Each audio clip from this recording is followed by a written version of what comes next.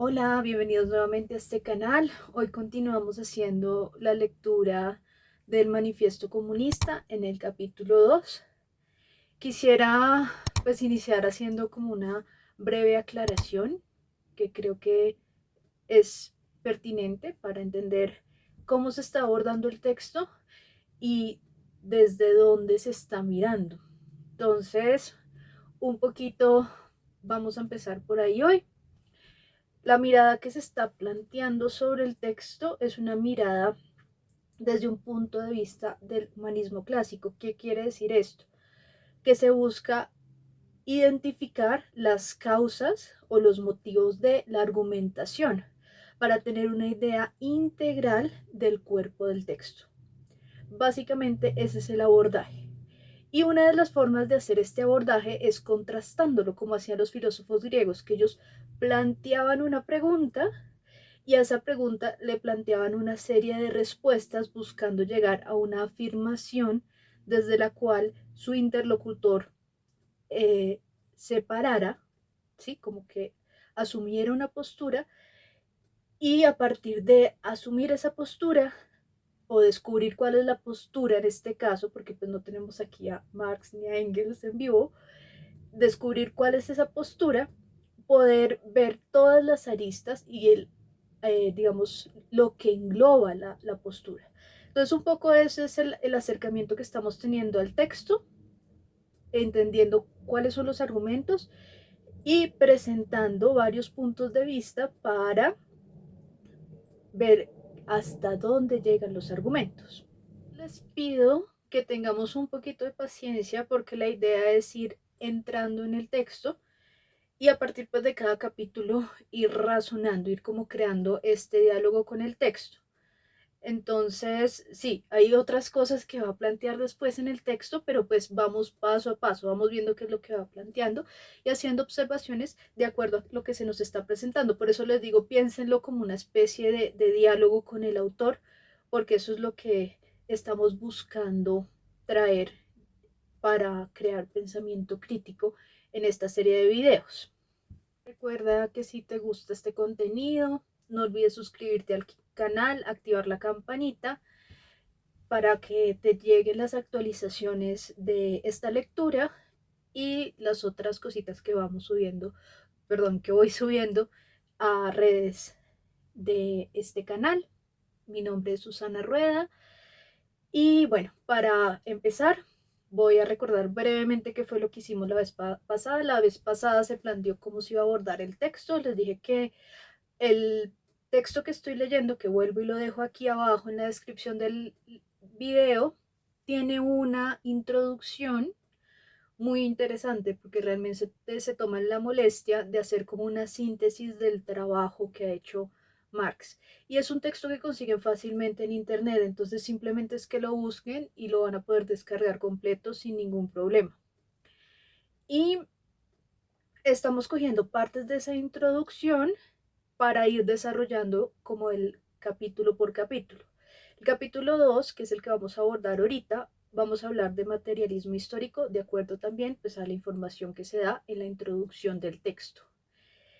Hablamos en el capítulo pasado justamente de la división de clases que hace Marx y Engels en este texto y de cómo se produjo el texto, que fue un encargo de un grupo, un colectivo obrero inglés que tenían comunicación constante con Marx y con Engels, que ya habían leído otros de sus textos y que necesitaban un texto que les sirviera de base para, digamos, tener un norte hacia dónde ir. Eso fue un poco lo que se habló en el video anterior. En este video vamos a entrar al capítulo 2, donde Marx plantea el concepto de materialismo histórico, que es uno de sus postulados más importantes y aquí hay algo que pues, yo no sabía porque pues siempre lo había como abordado de otra manera y es que como tal Marx no le puso materialismo histórico a este postulado, el nombre vino después, pero aquí en el manifiesto es donde digamos que se concreta esta idea este concepto del materialismo histórico, particularmente en este segundo capítulo. Entonces vamos a hablar un poquito de esto después de hacer la lectura del capítulo y un poco pues al final dejamos la parte ya del contraste de las ideas y de los planteamientos presentados como lo que se entiende como materialismo histórico, que también es la forma en la que Marx entiende al hombre. Entonces aquí ya tendríamos el planteamiento de una concepción antropológica.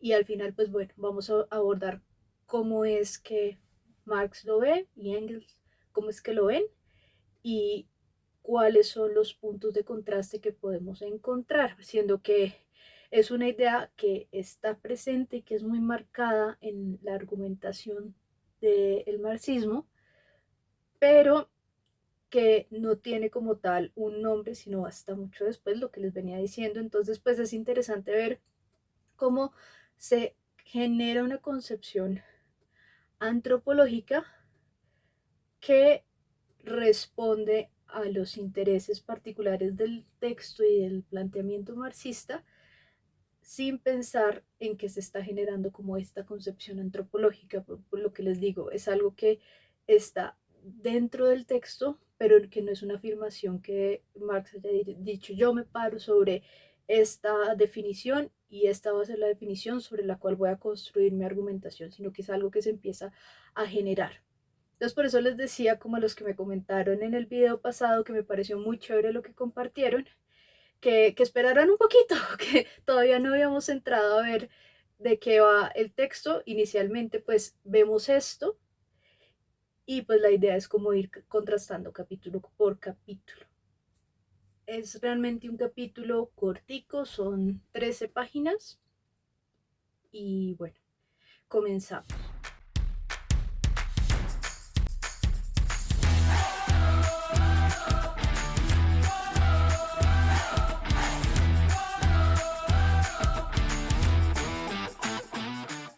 Segundo punto, proletarios y comunistas. ¿Qué relación existe entre los comunistas y los proletarios en general? Los comunistas no son ningún partido especial frente a los otros partidos obreros. No tienen intereses distintos de los que tiene todo el proletariado. No establecen principios especiales conforme a los cuales quieran modelar el movimiento proletario. Los comunistas se distinguen del resto de partidos proletarios únicamente en que, de un lado, destacan y hacen valer, dentro de las diversas luchas nacionales del proletariado, los intereses comunes de éste en su conjunto, independientes de las nacionalidades. De otro, en que, a lo largo de diversas fases de desarrollo que atraviesa la lucha entre burguesía y proletariado, defienden siempre los intereses del movimiento general. Los comunistas son, pues, en la práctica, el sector más decidido de los partidos obreros de todos los países, en que siempre impulsa a ir más allá. En teoría, comprenden las condiciones, la marcha y los resultados generales del movimiento proletario, antes que la restante masa del proletariado. El objetivo inmediato de los comunistas es el mismo que el de todos los demás partidos proletarios: constitución del proletariado en clase, derrocamiento del dominio burgués, conquista del poder político por el proletariado. Las tesis teóricas de los comunistas no descansan absoluto en ideas, en principios inventados o descubrimientos por este o aquel reformador del mundo. No son más que expresión general de cómo está realmente una lucha de clases que existe, un movimiento histórico que transcurre ante nuestros ojos. La abolición de las relaciones de propiedad anteriores no es algo que caracterice de modo peculiar al comunismo. Todas las relaciones de propiedad han estado sometidas a un continuo cambio histórico, a una continua transformación histórica. La Revolución Francesa, por ejemplo, abolió la propiedad feudal en favor de la burguesa. Lo que caracteriza al comunismo no es la abolición de la propiedad sin más, sino la abolición de la propiedad burguesa. Pero la propiedad burguesa moderna es la última y la más perfecta expresión de la creación y apropiación de productos basada en enfrentamientos de clases, en la explotación del uno por los otros. En este sentido, los comunistas pueden resumir su teoría en esta única expresión: supresión de la propiedad privada.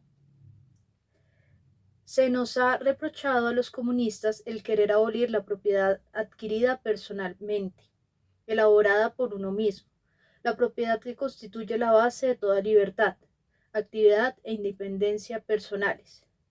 Propiedad elaborada, adquirida, ganada por uno mismo. Habláis de la propiedad pequeño burguesa, pequeño campesina, que precedió a la propiedad burguesa.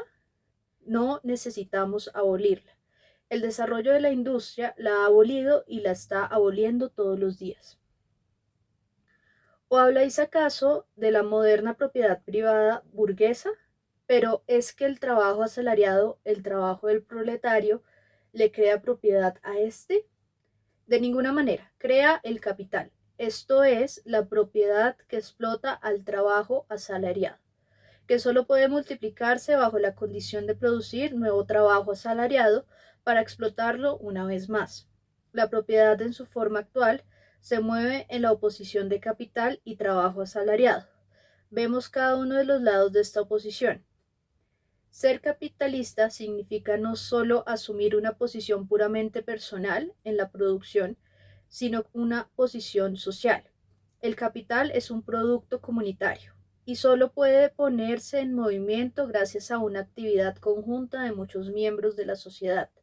Es más, en última instancia solo puede ponerse en movimiento gracias a la actividad de todos los miembros de la sociedad. El capital no es, pues, un poder personal, es un poder social. Por lo tanto, si el capital se transforma en propiedad comunitaria, perteneciente a todos los miembros de la sociedad, no se transforma propiedad personal en propiedad social. Solo se transforma el carácter social de la propiedad, pierde su carácter de clase. Vayamos al trabajo asalariado. El precio medio del trabajo asalariado es el mínimo del salario, esto es, la suma de los medios de subsistencia necesarios para mantener con vida al trabajador como trabajador. Lo que el obrero asalariado se apropia, pues, gracias a su actividad, solo basta para reproducir su vida escueta. Nosotros no queremos en absoluto abolir esta apropiación personal de los productos del trabajo, destinada a reproducir la vida inmediata, una apropiación que no deja ninguna ganancia neta capaz de proporcionar poder sobre trabajo ajeno.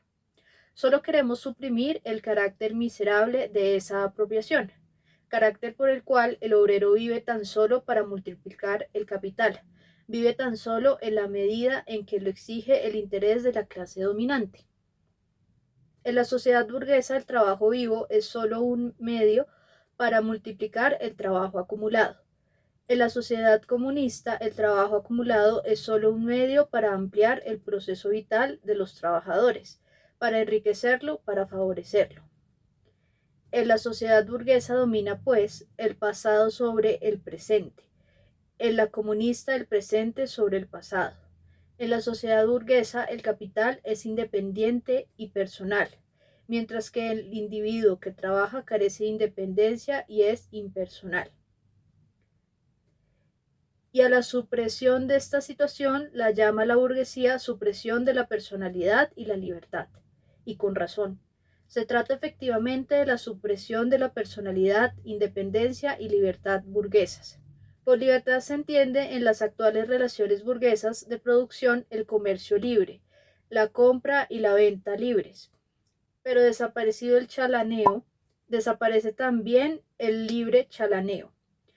Los dichos acerca del libre chalaneo, como todas las bravatas de nuestra burguesía sobre la libertad, no tienen sentido más que frente al chalaneo encadenado, frente al ciudadano esclavizado de la Edad Media, pero no frente a la supresión comunista del chalaneo, de las relaciones burguesas de producción y de la misma burguesía. Os horrorizáis de que queramos suprimir la propiedad privada, pero en vuestra sociedad existente la propiedad está suprimida para 9/10 partes de sus miembros. Existe precisamente gracias a que no existe para 9/10 partes. Nos reprocháis, pues, que queramos suprimir una propiedad que supone, como una de sus condiciones necesarias, la carencia de propiedad de la inmensa mayoría de la sociedad. En una palabra, nos reprocháis que queramos suprimir vuestra propiedad. Efectivamente, eso es lo que queremos. Desde el momento en que el trabajo no puede ya transformarse en capital, dinero, renta de la tierra, en suma, en un poder social monopolizable, es decir, desde el momento en que la propiedad personal no puede convertirse en propiedad burguesa, desde ese momento declaráis que ha quedado suprimida la persona. Confesáis, pues, que no entendéis por persona sino al burgués, al propietario burgués. Desde luego, esa persona debe ser suprimida. El comunismo no quita a nadie el poder de apropiarse productos sociales, solo quita el poder de servirse de esa propiedad para someter trabajo ajeno. Se ha objetado que al suprimirse la propiedad privada, se dejará de trabajar y se extenderá una holgazanería general. De ser así, hace ya tiempo que la sociedad burguesa debiera haber sucumbido víctima de la pereza, ya que los que en ella trabajan no ganan y los que en ella ganan no trabajan. Toda la objeción desemboca en la tautología de que se acaba el trabajo asalariado en cuanto se acaba el capital. Todas las objeciones que se dirigen contra el modo de apropiación y producción comunista de productos materiales se ha extendido igualmente a la apropiación y producción de productos intelectuales. Al igual que para el burgués la supresión de la propiedad clasista significa la supresión de la producción misma, de igual forma suprimir la educación clasista es para él idéntico a suprimir la educación sin más. La educación cuya pérdida lamenta el burgués es para la enorme mayoría la educación que convierte en máquina. Pero no discutáis con nosotros midiendo la supresión de la propiedad burguesa conforme a vuestras representaciones burguesas de libertad, educación, derecho, etc. Vuestras propias ideas son producto de las relaciones de producción y propiedad burguesas, igual que vuestro derecho no es otra cosa que la voluntad de vuestra clase elevada a derecho, una voluntad cuyo contenido se haya dado en las condiciones materiales de vida de vuestra clase. Las interesadas representaciones en que vosotros, partiendo de situaciones históricas que son transitorias en el curso de la producción, convertís vuestras relaciones de producción y propiedad en leyes eternas de la naturaleza y la razón, esas representaciones las compartís con todas las clases dominantes desaparecidas. Está lloviendo otra vez. Lo que vosotros entendéis por propiedad antigua, lo que entendéis por propiedad feudal, ya no debéis entenderlo si se refiere a la propiedad burguesa. Supresión de la familia. Incluso los más radicales pierden los estribos en torno a este vergonzoso propósito de los comunistas. ¿En qué descansa la familia actual burguesa? En el capital, en la ganancia privada, en su desarrollo acabado. Existe solo para la burguesía, pero halla su complemento en la forzada carencia de familia de los proletarios y de la prostitución pública. La familia del burgués desaparece naturalmente con la desaparición de ese complemento suyo, y ambos desaparecen con la desaparición del capital. ¿Nos reprocháis que queremos suprimir la explotación de los hijos por los padres? Confesamos este delito. Pero decís vosotros, eliminamos las relaciones más íntimas sustituyendo la educación familiar por la social. ¿Y no es esta determinada también vuestra educación por la sociedad? ¿No lo está a través de las relaciones sociales en cuyo seno educáis? ¿A través de la intervención directa o indirecta de la sociedad, mediante la escuela, etc.? Los comunistas no inventan el influjo de la sociedad en la educación, simplemente cambian su carácter, arrancan de ella el influjo de la clase dominante. Las expresiones burguesas sobre familia y educación, sobre la íntima relación de padres e hijos, se vuelven tanto más nauseabundas cuanto más se desgarran los lazos familiares de los proletarios a consecuencia de la gran industria, mientras sus hijos se transforman en simples artículos de comercio e instrumentos de trabajo. Pero vosotros, comunistas, queréis introducir la comunidad de mujeres, nos grita a coro la burguesía entera. El burgués ve en su mujer un mero instrumento de producción. Oye que los instrumentos de producción han de ser explotados en común y, naturalmente, no puede imaginarse sino que el destino de la socialización afectará también a las mujeres. No sospecha que de lo que se trata precisamente es de acabar con la posición de la mujer como mero instrumento de producción. Por lo demás, nada hay más ridículo que el moralismo horror de nuestros burgueses sobre la supuesta comunidad oficial de mujeres de los comunistas. Estos no necesitan introducir la comunidad de mujeres. Casi siempre ha existido. Nuestros burgueses, no contentos con tener a su disposición a las mujeres e hijas de los proletarios, por no hablar de la prostitución oficial, encuentran un especial placer en la seducción recíproca de sus esposas. El matrimonio burgués es, de hecho, la comunidad de las esposas. A lo más se podría reprochar a los comunistas el querer introducir la comunidad de mujeres, hipócritamente oculta, sustituyéndola por una comunidad de mujeres oficial franca. Por lo demás, cae por su propio peso que con la supresión de las actuales relaciones de producción, desaparece también la comunidad de mujeres derivada de ellas, esto es, la prostitución, la oficial y la no oficial. Se ha reprochado también a los comunistas el querer suprimir la patria, la nacionalidad. Los obreros no tienen patria, no se les puede quitar lo que no tienen. Sigue siendo nacional el proletariado en la medida en que ha de conquistar primero la hegemonía política, en que ha de elevarse a clase nacional, en que ha de constituirse a sí mismo en nación, pero de ningún modo en el sentido de la burguesía. Los particularismos nacionales y los antagonismos de los pueblos desaparecen cada día más, simplemente con el desarrollo de la burguesía, con la libertad de comercio, el mercado mundial, la uniformidad de la producción industrial y las formas de vida que a ella corresponden. El dominio del proletariado va a hacerlos desaparecer más todavía. Acción conjunta, al menos de los países civilizados, es una de las primeras condiciones de la liberación del mismo. En la medida en que se suprime la explotación de un individuo por otro, se suprime la explotación de una nación por otra. Acabando el antagonismo de las clases dentro de la nación, se acaba la hostilidad de las naciones entre sí. Las acusaciones dirigidas contra el comunismo, planteadas de puntos de vista religiosos, filosóficos e ideológicos en general, no merecen un examen más detallado.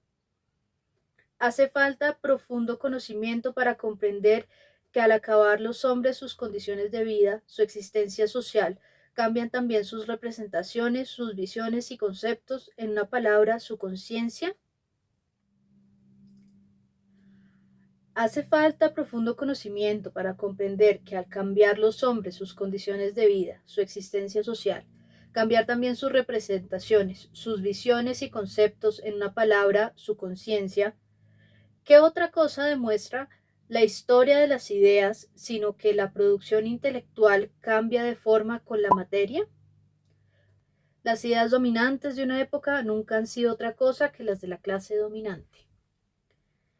Se habla de ideas que revolucionan toda una sociedad. Con ello no se hace más que expresar el hecho de que en la vieja sociedad se han formado los elementos de una nueva, de que con la disolución de las viejas condiciones de vida se produce también la disolución de las viejas ideas. Cuando el viejo mundo estaba a punto de sucumbir, la religión cristiana venció a las viejas religiones. Cuando las ideas cristianas sucumbieron ante las de la Ilustración en el siglo XVIII, libraba la sociedad feudal su lucha a muerte con la entonces revolucionaria burguesía. Las ideas de libertad de conciencia y de religión no hacían más que expresar el dominio de la libre concurrencia en la esfera del saber.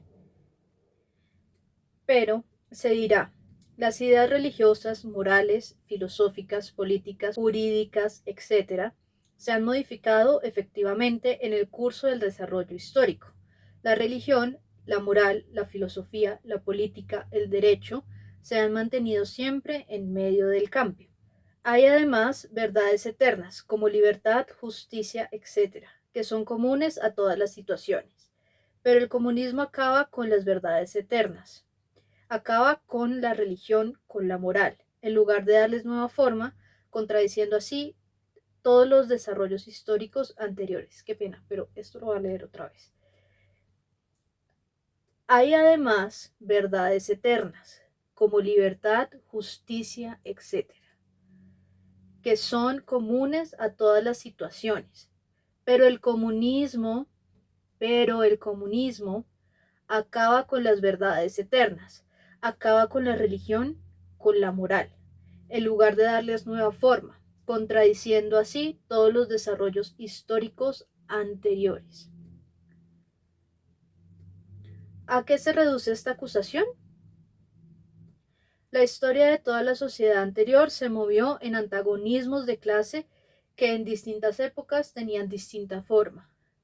Pero fuese cual fuese la forma que tomara la explotación de una parte de la sociedad por la otra, tal explotación ha sido un hecho común a todos los siglos pasados.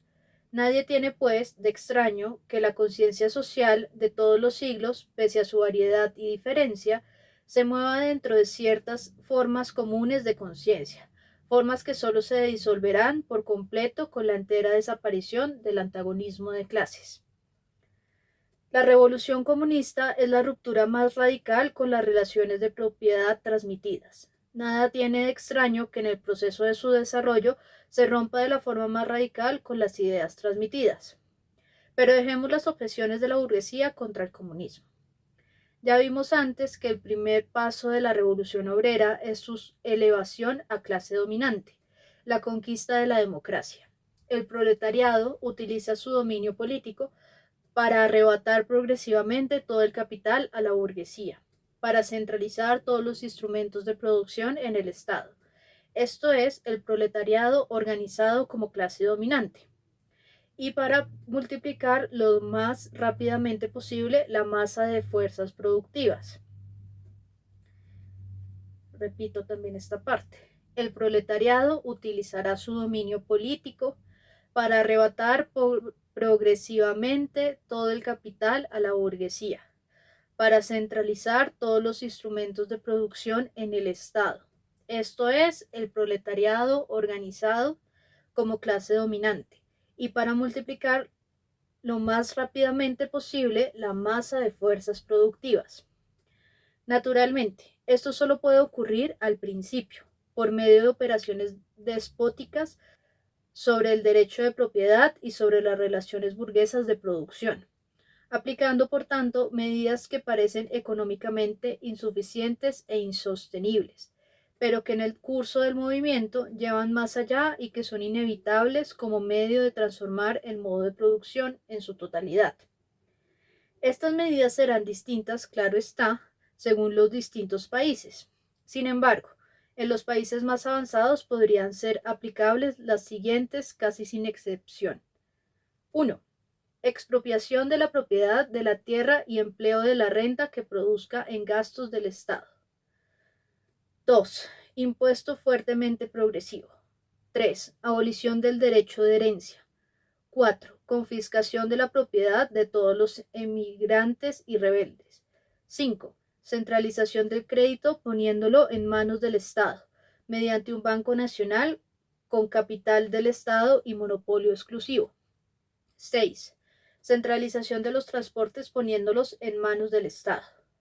7. Multiplicación de las fábricas nacionales, de los instrumentos de producción, rotulación y mejora de las propiedades agrarias conforme a un plan comunitario. 8. Igual obligación de trabajar para todos, organización de ejércitos industriales, especialmente para la agricultura. 9. Unión de la explotación agraria y la industria. Medidas para superar paulatinamente la diferencia entre ciudad y campo. 10. Educación pública y gratuita de todos los niños. Eliminación del trabajo infantil en las fábricas en su forma actual. Unión de la educación con la producción material, etc. Una vez que el curso del desarrollo haya desaparecido las clases y ésta toda la producción centrada en manos de los individuos asociados, pierde el poder público su carácter político. El poder político, en sentido propio, es el poder organizado de una clase para sostener a otra. Si el proletariado, en su lucha con la burguesía, se une necesariamente como clase, se hace clase dominante por medio de la revolución y suprime por la fuerza como clase dominante. Las viejas relaciones de producción suprime con estas relaciones de producción las condiciones de existencia de los antagonismos de clase. Suprime las clases como tales y, con ello, su propio dominio en cuanto a clase. El lugar de la vieja sociedad burguesa, con sus clases y oposición de las mismas, aparece una asociación en la que el libre desarrollo de cada uno es la condición del libre desarrollo de todos. Y bueno, hasta aquí vamos con el segundo capítulo. Bueno, vamos a empezar trayendo una definición que está en la introducción del texto sobre lo que es el materialismo histórico. Entonces, aquí es importante tener en cuenta un aspecto que es fundamental, y es que Marx entiende el materialismo como una acción del intelecto en la vida real, en la vida diaria.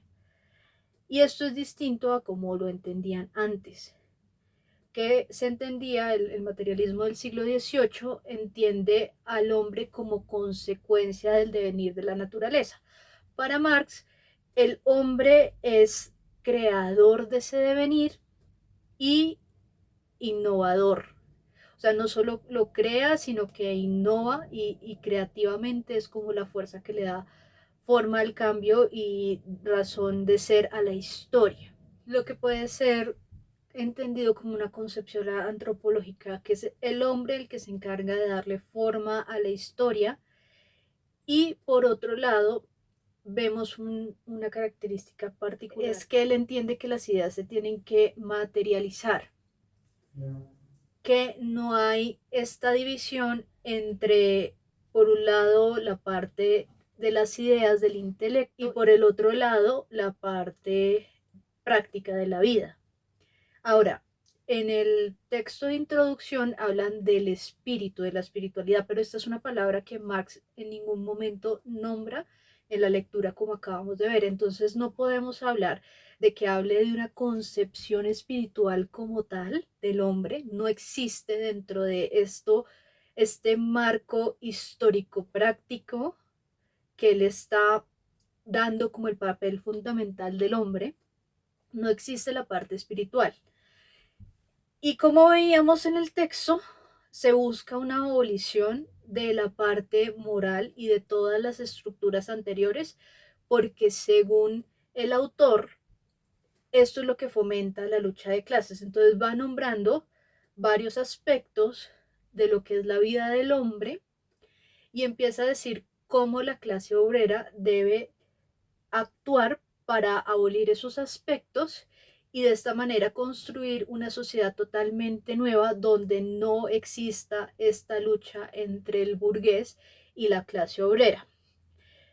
Entonces, pues hasta este punto podemos señalar que cuando se presenta, digamos, este plan de reestructuración de la sociedad, no se presenta de forma gradual, de tal manera de que existe una serie de pasos para que digamos, por decirlo de una manera, al cambiar las clases, al bajar la burguesía y convertirla en parte del pueblo, aquí no dice qué pasa con ellos después, dice que la forma de crear una sociedad es totalmente nueva, es justamente acabar con la estructura anterior.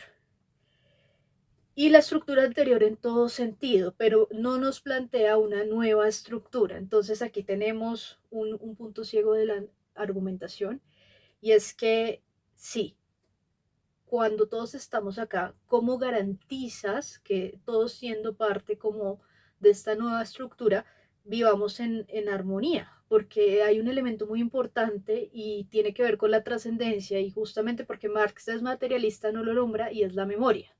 Entonces, si hay una memoria, hay un deseo y un anhelo por el pasado. Es así de simple. Tú no puedes pretender que la persona que vivió con ciertas condiciones de vida, al perder esas condiciones de vida, esté contento y no anhele ese pasado.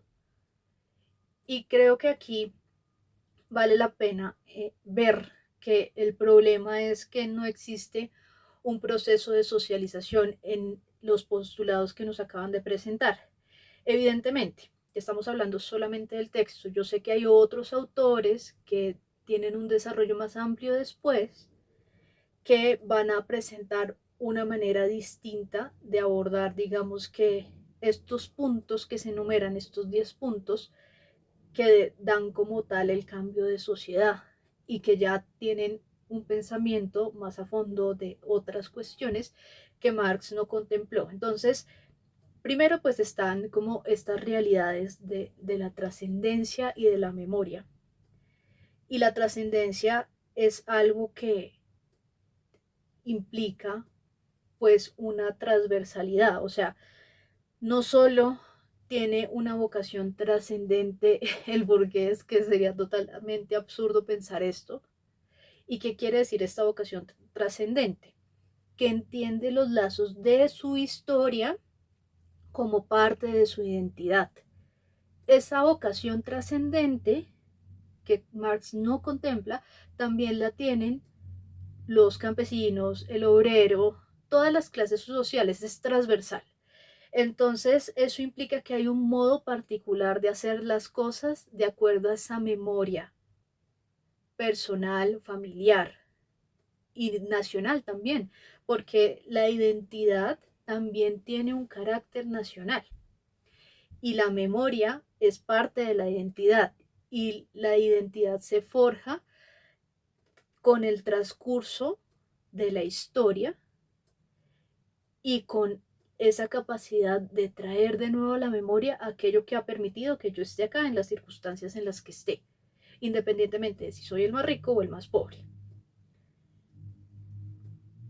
Entonces tenemos aquí pues como este punto sobre el cual no se habla dentro de la retórica marxista clásica, y que es muy importante porque es lo que le da unidad, por ejemplo, a la familia. La familia no es simplemente decir papá, mamá e hijos, en el caso pues, de la familia tradicional, que es de la que habla el texto, ¿sí? Sino que esa familia tiene una historia particular, una memoria particular. Y si nosotros nos damos cuenta en la implementación de los modelos socialistas, comunistas, no se logra la abolición de la familia, porque los lazos que a ti te unen a esa memoria son los lazos que producen una identidad. Entonces, pues este es un punto ciego importante, y también es importante traerlo aquí de nuevo sobre la mesa, y es que la familia como institución social es anterior a las sociedades económica y políticamente organizadas. Nosotros podemos ir a mirar, por ejemplo, y no es difícil llegar hasta allá, por eso les pongo este ejemplo, que las tribus hebreas, o sea, antes de que el pueblo hebreo tuviera un lugar, un territorio, que cuando tiene un territorio es cuando se convierte en el reino de Israel, en el pueblo judío, o sea, antes. Antes de esto, el pueblo hebreo era un pueblo que funcionaba por clanes. Entonces, ¿quién era la cabeza del clan? El padre de familia. No tenían poder económico y no tenían poder militar. Y vivían, era de, pues, de pastorear sus ovejas, de llevarlas a los distintos sitios donde podían conseguir los recursos, y en muchas ocasiones pues tenían problemas con los pueblos que estaban establecidos en ciertos puntos. Pero vemos que pues aquí hay una clara muestra de lo que es una sociedad establecida a partir de la familia antes de que empiecen como a jugar estas dinámicas de poder. Incluso podemos ver que muchos pueblos en la Edad Media aún tenían este tipo de digamos, de dinámica, de ir mudando, no tener un territorio fijo, no tener una propiedad privada, más sí como propios los medios de producción. Por ejemplo, los hunos, ¿sí? O los pueblos visigodos y godos, que eran pueblos nómadas. Los mismos celtas eran pueblos nómadas organizados en clanes familiares. Y estas sociedades funcionaban perfectamente bajo la condición y la, digamos, la concepción de que eran un núcleo de una familia. Obviamente es una familia entendida muy distinta como nosotros la entendemos, que nosotros la entendemos como una familia nuclear. Estas familias evidentemente eran más amplias y tenían también una estructura jerárquica. No quiere decir que por el hecho de que sean familias tenían una estructura distinta a la que nosotros actualmente conocemos, que realmente pues hay una jerarquía, ¿no? Entonces los padres obedecen a sus padres en su momento y rinden, digamos que cierto eh, honor hay cierto consejo que se recibe de los adultos mayores, de los abuelos, que son sus padres, ¿no? Y que a su vez ellos transmiten esto a sus hijos, y los hijos no solo, digamos, rinden respeto a sus papás, sino también a sus abuelos. Entonces aquí hay una continuidad en esta relación social que no se puede romper porque es necesaria para la creación de identidad de las personas. Entonces, vamos ya dos puntos. El primero, que al entender solo de forma materialista al hombre, se deja por de lado la trascendencia, que es una, digamos, inclinación natural del hombre hacia la memoria y una forma de crear identidad. Y dos, que la estructura de la familia es una estructura jerárquica y que es anterior a las organizaciones sociales complejas que tienen el componente político y el componente económico que Marx sustenta que son los problemas principales de la sociedad y lo que genera la lucha de clases. Vamos a esos dos puntos. Tercer punto, y creo que esto sí me parece una locura que salga acá, y es justamente como la cuestión de la mujer. No voy en orden, voy como de acuerdo a lo que me voy acordando, pero pues para que lo tengamos ahí presente, y es la idea de que la mujer va a adquirir un papel. Pero recordemos que la queja es contra la sociedad burguesa. Entonces aquí la pregunta es, ¿cuál es el papel histórico de la mujer? Porque es que no lo nombra en ningún momento. En ningún momento nos dice como la mujer históricamente ha sido tal y tal y tal, sino nos dice la mujer burguesa tiene el problema de la, bueno, no sé si puedo decir la palabra, la pongo aquí en pantalla. Entonces él dice que hay esta palabra, hay una oculta y hay una pública, ¿sí? Y que la idea es abolir esta condición. Y entonces me parece súper irónico que justo en este momento, si nosotros nos vamos a ver a los partidos comunistas, abogan justamente es por darle una legislación a esta condición. Pero aquí lo interesante es preguntarnos cuál es el verdadero papel de la mujer, porque no podemos estar hablando que la mujer se reduce a un trabajo reproductivo.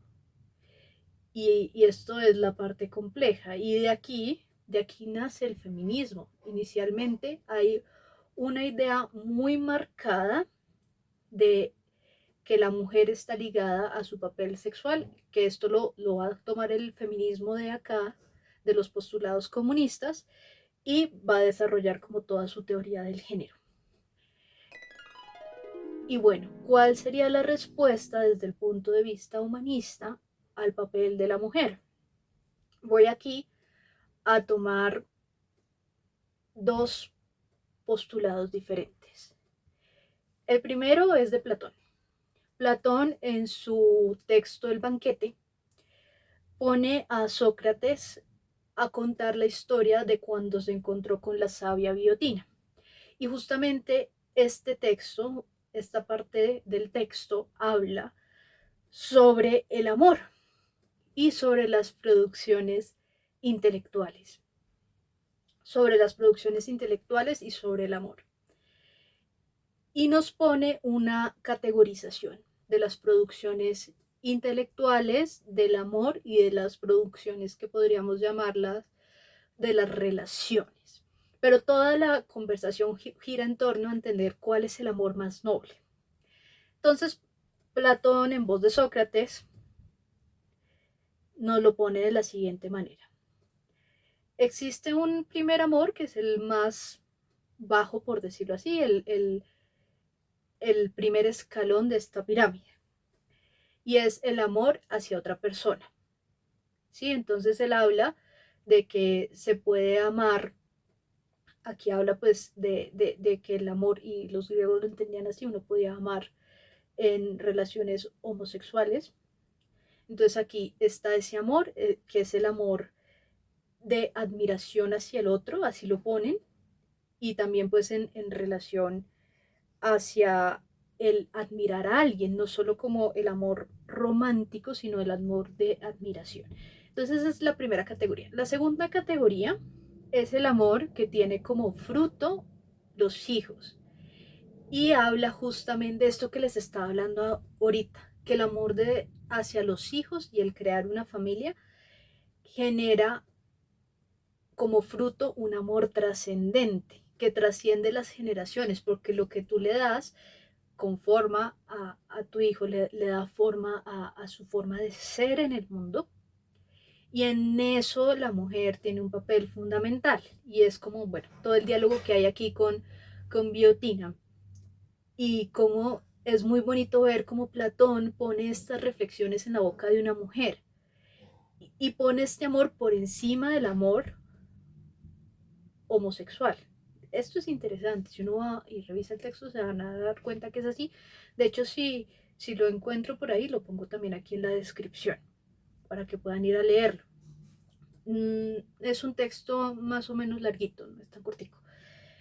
Y bueno, entonces esa es la segunda categoría y tiene una vocación trascendente porque lo que yo le enseño a mi hijo es lo que se le transmite a él.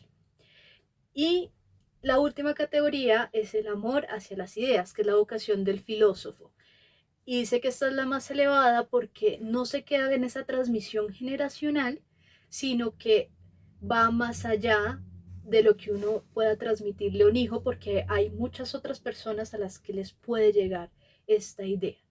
Entonces pone sobre todas las cosas el amor a la sabiduría o al conocimiento.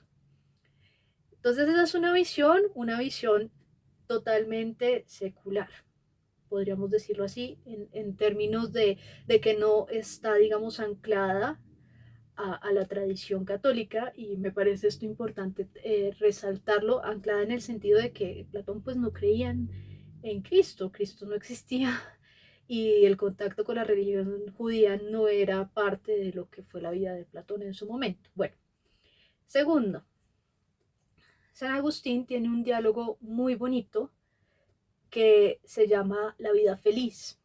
Es un texto que consiguen en internet. Los agustinos han hecho un trabajo muy juicioso de traducción de todos los textos que escribió San Agustín y lo tienen colgado en una página. Les dejo la página acá abajo y los links de este texto y otro texto que quiero compartirles hoy. Y en este texto, el personaje principal del texto es Santa Mónica, la mamá de San Agustín.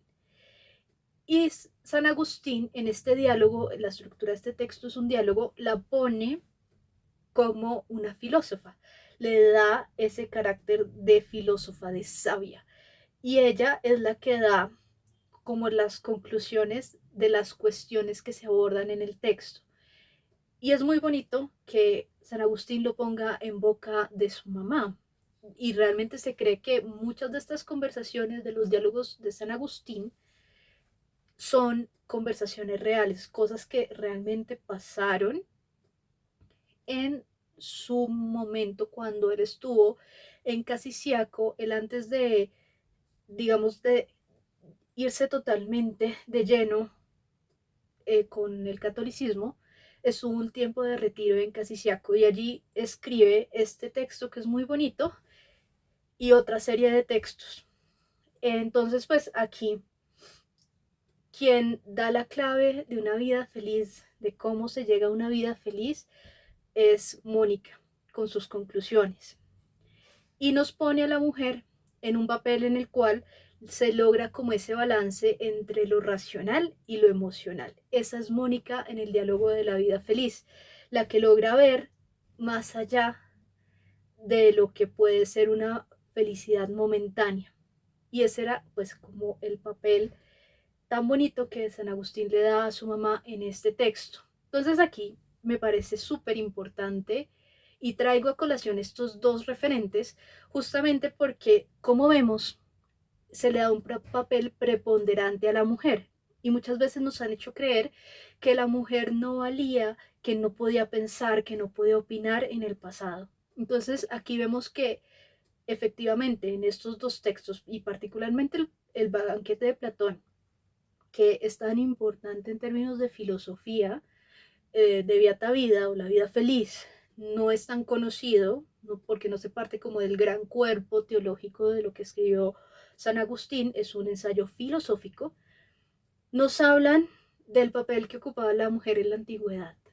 Y creo que esto es muy bonito ver que efectivamente Marx tiene razón en una cosa, y es que con el surgimiento del pensamiento burgués y capitalista hay una abolición del papel de la mujer. Y creo que esto es importante que lo tengamos sobre la mesa porque esto antes no era así y hay muchas santas que nos lo demuestran. Está Santa Hidelgarda de Birgenheim, está Santa Juana de Arco, Santa Catalina de Siena. ¿Mm? Hay muchas mujeres que han hecho muchas cosas muy importantes en la historia y si quieren que les hable más de eso, díganme que yo feliz les hablo más de las mujeres que han tenido una importancia histórica. Otra súper importante que vale la pena conocerla, la serie que hay sobre ella es buena, vale la pena que la vean, es la reina Isabel de España. Entonces, con este tercer punto que les mencionaba, que es el papel histórico de la mujer antes de la aparición del capitalismo de la mano con la burguesía, quiero también demostrarles otra cosa, y es que esta lectura de la lucha de clases, que históricamente la presenta como que siempre ha sido de la misma manera, no es tan así.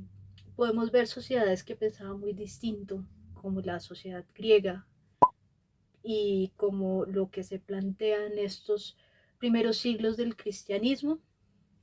San Agustín vive hacia el siglo IV más o menos y describe este texto, y que este texto haya llegado hasta nuestras manos quiere decir que es un texto que fue valorado por la cultura de su época y preservado por la cultura posterior, no porque sí llega a nuestras manos. No era un texto que tuviera poquitas copias, no, es un texto que tiene una buena difusión, una amplia difusión, tanto así que se conserva completo para nuestros días. Hay muchos textos, incluso de Cicerón, por ejemplo, que no se conservan completos hasta nuestros días y que sabemos de ellos es porque otros escriben en referencia a esos textos. Entonces, pues me parece que importante ver aquí que se hace caso omiso, o pues no podríamos decirlo caso omiso, pero sí se ignora cómo es ese cambio de pensamiento histórico y cómo ese cambio de pensamiento histórico no responde a una necesidad material. Porque, ¿qué necesidad tenían Platón y Sócrates de hablar de la mujer si ella no tenía una producción material importante? O San Agustín hablar de su mamá si ella no tenía un papel preponderante productivo. Entonces no podemos leer, y aquí vamos al cuarto punto, todo en términos de producción, porque hay cosas que se salen de esos términos de la producción y tienen que ver con estos lazos sociales y afectivos que creamos que nos permiten ver la vida de forma distinta, de forma trascendente. Bueno, y por último quiero tocar un punto que menciona Marx en el discurso, y es justamente cómo se da el cambio de las viejas religiones en el Imperio Romano a la institucionalización del cristianismo. Y creo que aquí hay algo que falta y que es importante aclarar, y es que no es un cambio que se da de las clases aristócratas. Recordemos que para este momento tenemos al Senado, que era la clase dirigente como de las políticas de Estado, y bueno, y el César, ¿no? Aquí no se da el cambio de arriba hacia abajo como lo plantea Marx, que son los intereses de las clases dominantes los que le dan forma a la historia, sino que realmente con el cristianismo tenemos es todo lo contrario, es un cambio que se da de abajo hacia arriba. Entonces, así es un recuento muy, muy, muy rápido, pero igual les dejo como en la descripción del video alguna bibliografía para que puedan consultar si este tema les interesa. Entonces, ¿quiénes eran los cristianos y cómo llegaron a ser, digamos que la mayoría dentro del Imperio Romano? Los cristianos inician siendo un grupo judío, se entendían ellos en el año 33 de la vida de nuestro Señor, cuando Él muere. Los judíos entendían como a los seguidores de Cristo como parte de ellos. Hacia el año 70 se da la quema por parte del emperador Nerón, el incendio de Jerusalén, y en este momento se le echa la culpa a los cristianos. Un poco, pues, lo voy a súper resumir, pero un poco esto es lo que pasa. Entonces, los cristianos son rechazados no solo por los romanos, porque los veían como una amenaza en términos religiosos, porque ellos no le rendían culto al César, porque el Imperio Romano era una religión, su organización era religiosa, se le rendía culto al César y bueno, y a los dioses. Entonces, pues los cristianos no hacían esto, los judíos tampoco, pero tenían un acuerdo político con los romanos y estaban ya molestos porque los cristianos habían crecido muchísimo. O sea, mucha gente del judaísmo se había pasado al cristianismo con la resurrección de nuestro Señor y la predicación de los apóstoles. Entonces, cuando esto ocurre, los cristianos son expulsados de la ciudad, los expulsan y se van a vivir a distintos sitios. Y esto lo podemos ver en las cartas de los Hechos de los Apóstoles, que se fundan comunidades y a esas comunidades van los apóstoles, y sabemos que son comunidades mixtas porque sobre todo en las comunidades griegas como la de Éfeso, por ejemplo, eso lo encontramos en la Biblia, hay problemas porque no hay el mismo trato hacia los que vienen de los judíos que hacia los que vienen de los griegos. Y bueno, y cómo los apóstoles gestionan todas estas situaciones. Entonces, los cristianos empiezan a vivir de esta manera, un poco practicando sus creencias a escondidas, conmemorando la muerte del Señor a escondidas. Y esto es un proceso que dura desde antes del 70, lo que pasa es que el año 70 es el momento de crisis, hasta el año 313 después de Cristo, que el emperador Constantino declara la práctica del cristianismo como una práctica oficial dentro del imperio. Durante esos 300 años, los cristianos son perseguidos y practican su religión a escondidas. Es el momento en el que los matan, los llevan como presas para los juegos de los coliseos. Pero sin embargo, pese a que hay toda esta persecución, los cristianos siguen creciendo en número. Entonces, Constantino, en el momento de dar su batalla para afianzarse como emperador del imperio, se da cuenta, y estratégicamente él hace esto, les promete a los cristianos que eran campesinos, recuerden que habían sido despojados de su tierra, echados en el momento en que ocurre el incendio de Jerusalén, se les echó la culpa a ellos, que ellos habían sido los que habían incendiado la ciudad, y se los echa. Y les toca salir corriendo y ir organizándose en los sitios donde los recibieran con las 2 o 3 cosas que tenían. O sea, eran personas que no tenían capital. En términos marxistas, no tenían capital. Y cuando Constantino quiere hacerse el lugar del César, se da cuenta que son muchísimos, que muchas de las personas ya son cristianas, que de hecho son más que los que son todavía paganos. Y los que eran paganos para el momento son las clases dirigentes, la aristocracia romana, todavía es pagana. Entonces, bueno, él les da este permiso de vivir su religión y no tener que rendir culto al César y ni culto a los dioses romanos, porque políticamente les servía tener el apoyo de toda esta población que era enorme y era una población sencilla porque no les daban lugares, no eran considerados ciudadanos dentro del Imperio Romano, justamente porque no vivían como debían vivir los romanos. Entonces les dan como esta concesión.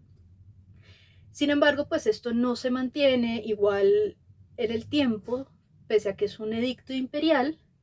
Hay otros emperadores que también siguen, incluso después de esto, persiguiendo a los cristianos. Y llega un momento en el que el imperio sufre una crisis ya tan grande que se fragmenta. Aquí les pongo como el dato histórico.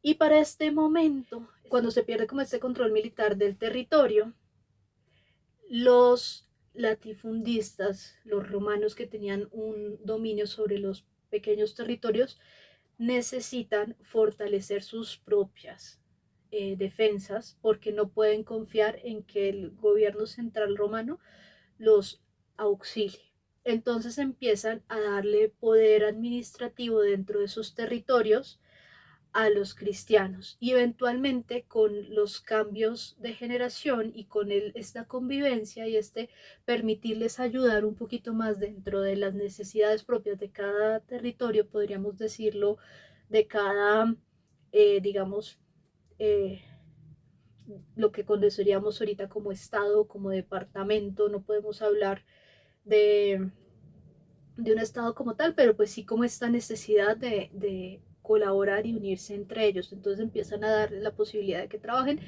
de que hagan su propio capital, pero también se van convirtiendo y aquí tienen un papel muy importante los padres de la iglesia, que son escritores que hablan justamente de por qué es bueno seguir a Cristo, ¿no? Como toda esta defensa apologética de la fe que se hace en estos siglos. Entonces estamos hablando más o menos del siglo cuarto y quinto, que es cuando el imperio se fragmenta.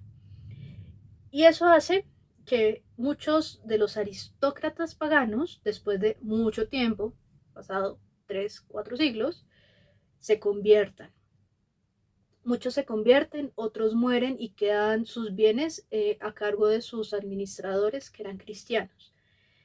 Y ahí es cuando realmente el imperio se termina de cristianizar, pese a que en el 313 Constantino había dado esta libertad de culto, digamos, a través del edicto.